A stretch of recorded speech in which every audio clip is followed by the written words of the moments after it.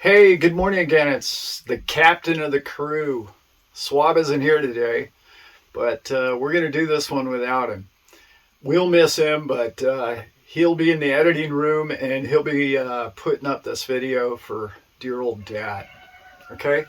All right, so today's subject, as you can see in the title, is about passive income and the many different ways that we can create passive income, in particular to the crypto world.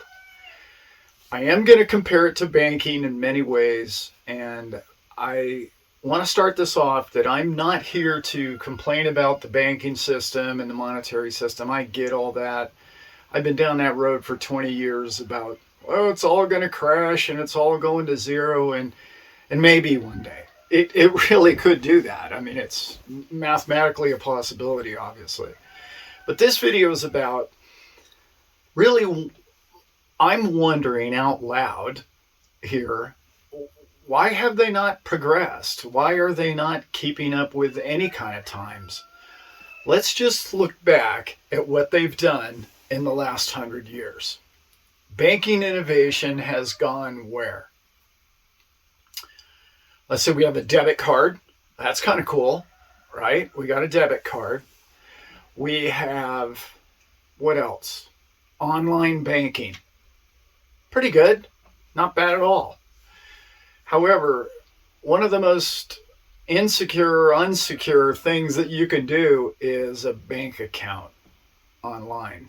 I'm not here to frighten anybody about any of that stuff, but it's not encrypted. There's a lot of security risk with that.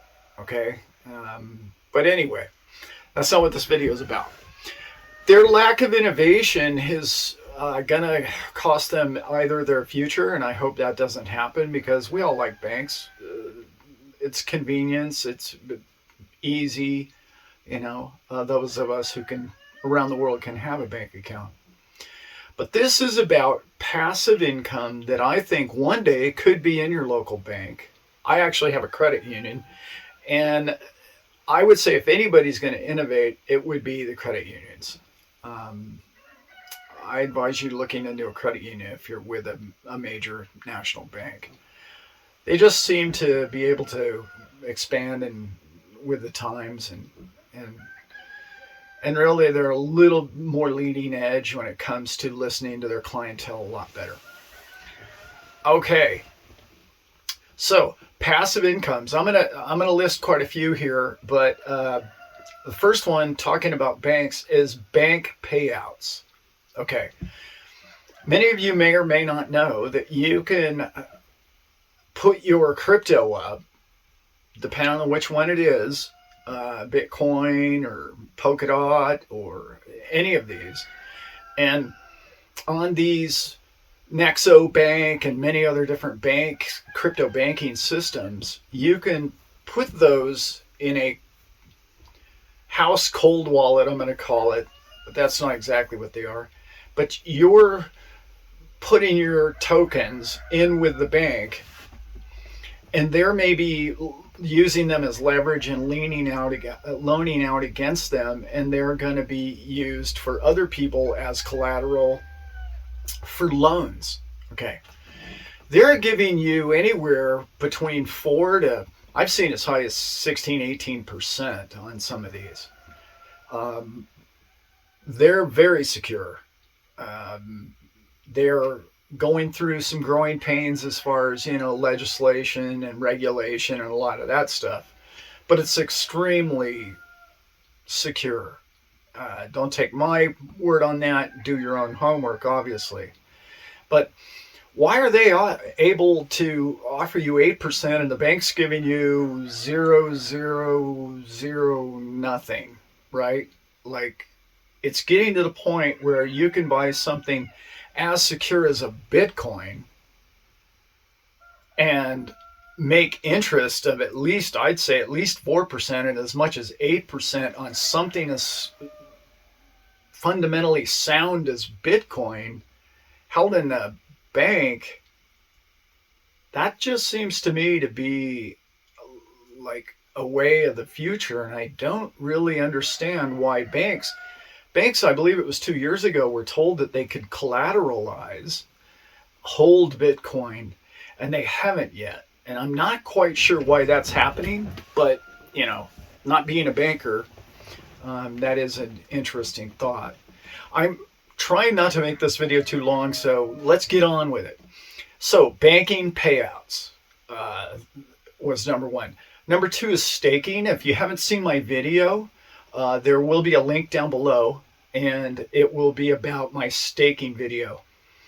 That was a real, smooth over the edges, check it all out, find out what a staking really is and what it means. Essentially, you're putting your tokens back to the company that issues them to secure the network, to keep the network strong and fortify the network.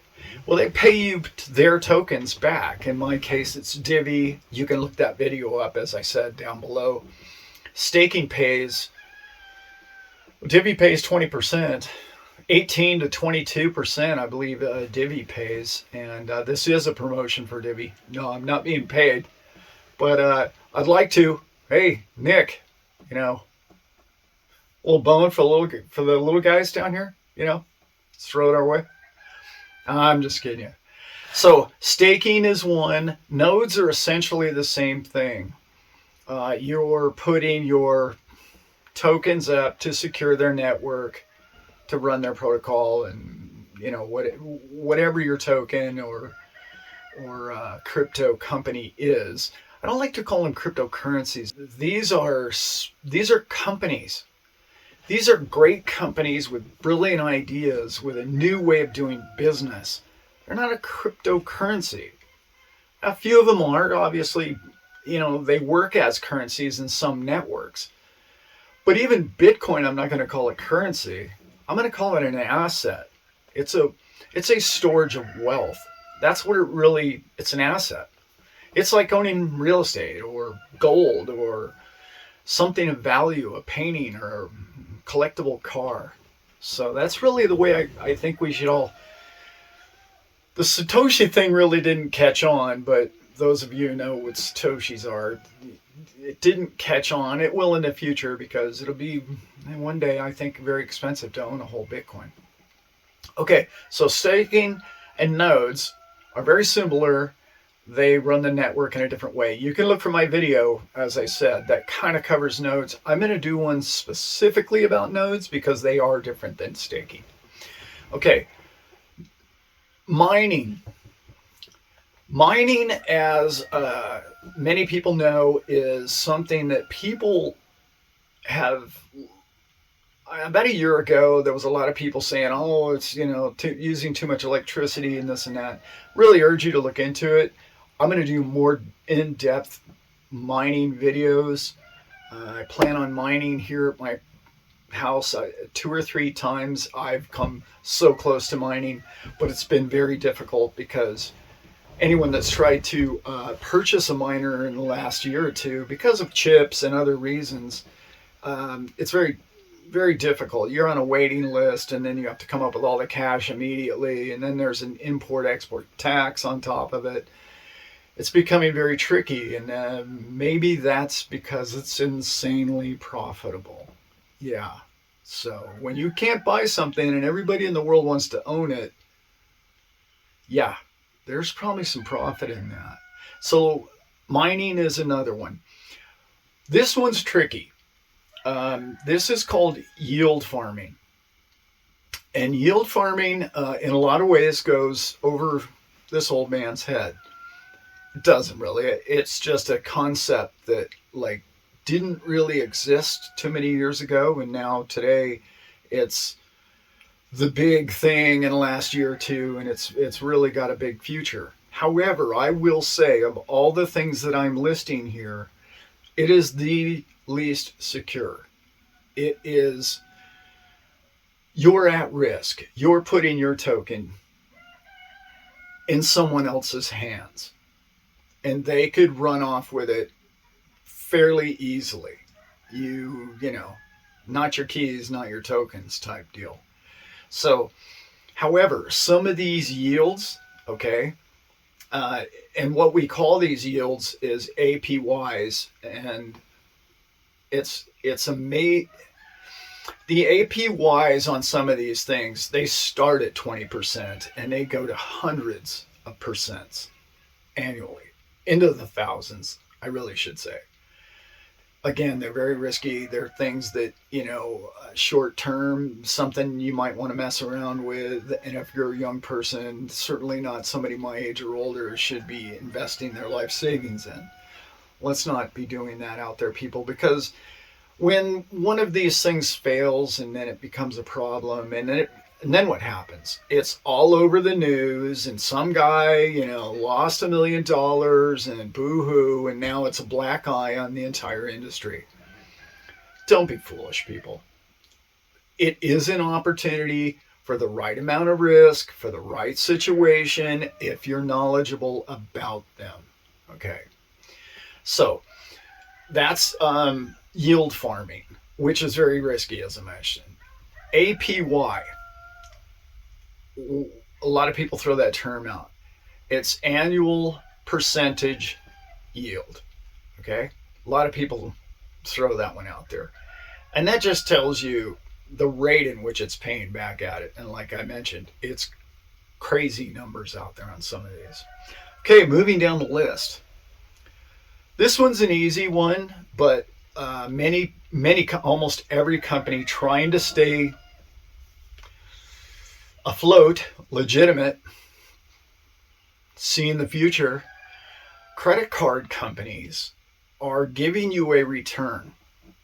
Instead of giving you sky miles or hotel stays or whatever it might be along those lines, that we've had returns for years on credit card payback, if you will. If you get a Costco card, if you fuel up, you get 3% back, that kind of thing towards your membership the following year. A lot of these credit card companies are going to that. Makes a lot of sense. You can buy back. You can actually round up to the dollar. Let's say you spent 95 cents. Well, that nickel automatically goes to a crypto of your choice. There's HODL, it comes to mind. There's a few of them out there, and a lot of them are doing it. And it's a good way to passively make income, because you don't realize until the end of the year, maybe you've added $2 or $3 on every purchase that you have. And that can add up really quick. Plus your 3% of fuel prices these days. Well, you get the point. Yeah, it can add up quick. Next one is purchasing programs, which is almost just like the credit card little bonus 3% deal. There's a company that comes to mind, not a paid advertisement, but I do use their product. They're amazing. I believe they have over 1,000 different companies that they're affiliated with now, and that's called Lolly. And Lolly is a company that I've been with 2 or 3 years now. And in the beginning, it was a little tricky, and, setting it up and whatnot. Now it's a lot smoother process than it used to be. For instance, on Lolly, pretty simple. You go to the Lolly site, download it, and you say, okay, well, I'm going to shop at, I need a new pair of pants or shoes or whatever. Well, who do you normally buy? Well, if you buy Nike, if you buy this, or, Levi's, whatever it might be, you can find out through the Lolly site of the 1,000 different retailers that they have, which one gives you a payback. I believe Walmart is still with them. There's a bunch of companies out there, like I said, 1,000 of them, that you can choose, and they'll give you a payback. And each company, whether it be Nike, whether it be, Walmart or whoever, they're going to say, oh, well, if you purchase 1,000, if you purchase anything from us, you get, typically it's more than a credit card 3%. It's more like 5% to as much as 10 to 15% of your purchase back in Bitcoin. Pretty sweet deal. There's some people kind of bending the system and changing the rules. I'm not changing the rules, but they're having fun with a lot of this. And that's buy your discount card right? Buy $100 discount or buy $100 Walmart card, then with your lolly, get your 5%, and then use that card through lolly to buy Walmart products. That's a double dipping, if you will, and it's 10% back. And well, you get the point. You can have a lot of fun with that, and that's another way to make income on this. Sorry about the roosters. Part of living here on the farm. We're a little small hobby farm, and some of you may have wondered, why I wear this hat. It's Themis Farms is the name. That is a plug. ThemisFarms.com. You can look us up there. So, lolly, I know there's a few others. Lolly is the one I really recommend because I've used it. And, it's best to recommend the ones I use. I bought some tires. I've bought batteries, car parts, all kinds of stuff. And sure enough, I got Bitcoin back in return. So that's a bonus, and it all adds up at the end of the year, as we all know.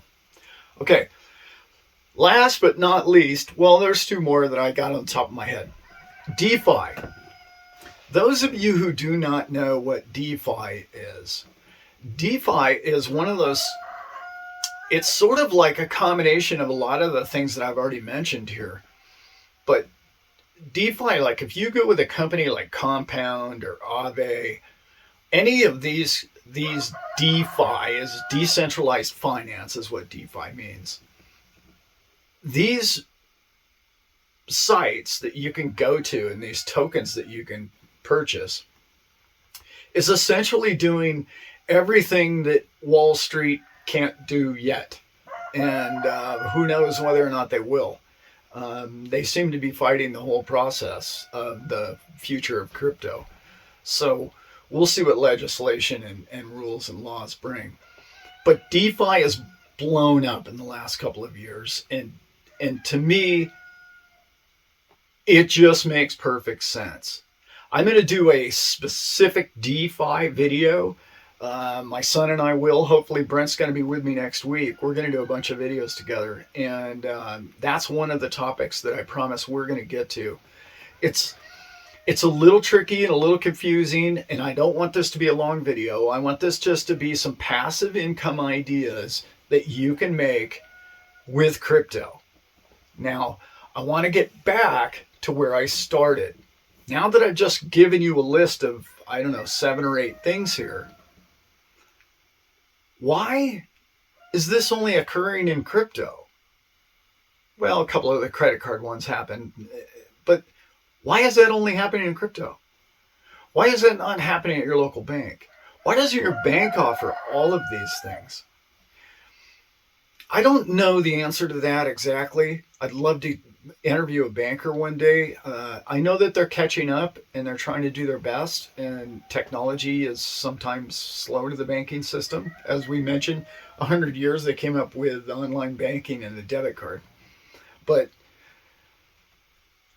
interest rates are huge. We know that. But the big difference, the answer to the question I just gave you, is overhead. These banks have brick and mortar. These banks have a lot of walk-in clientele, which has really slowed down over the years, as you know, with online banking. But these transactions and these fees that they're charging, frankly, they're unacceptable. They're just unacceptable.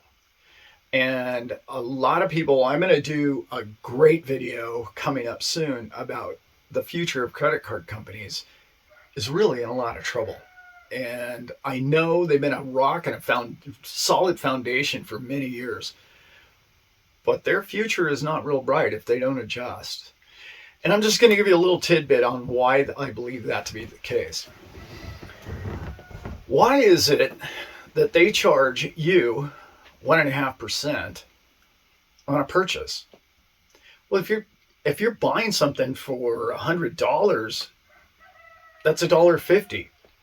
I know that's not a lot of money, but why does it go to $3 at $200? Why are they getting $3? Why is it 1 point? Remember, there is no clerk. There's nobody sitting behind a desk with a calculator deciding who gets what. It's digits. It shouldn't matter if it's $1 million transaction or $20 transaction. The fee should be the same. It's a computer generated number. Okay, there might be a little more risk involved, but that's what I was just discussing. They have some risk issues coming up, and they need to tighten up their ship. And if they don't, they could find themselves in big trouble. That's going to be in another video, and that is going to be interesting because they are trying to do their best to get involved with cryptocurrencies, and that's a whole nother subject. I promised I would try and keep this tight, concise, and short. And that's passive income. And I urge you to look into any one of those 7, I believe it was, things I gave you. Okay, guys, I'm hoping next time Brent's going to be back with us. And God, I sure miss the guy, Swab, as we, like to refer to him. But or Robin, we could go that route. Okay, guys, thanks for spending the time with me. I appreciate your time. I know it's valuable to you. And what my son and I are doing with this channel is just trying to help people make it through these times and understand these tricky markets and this tricky cryptocurrency life that is coming our way. And we wish you all the best and have a great day. Thanks.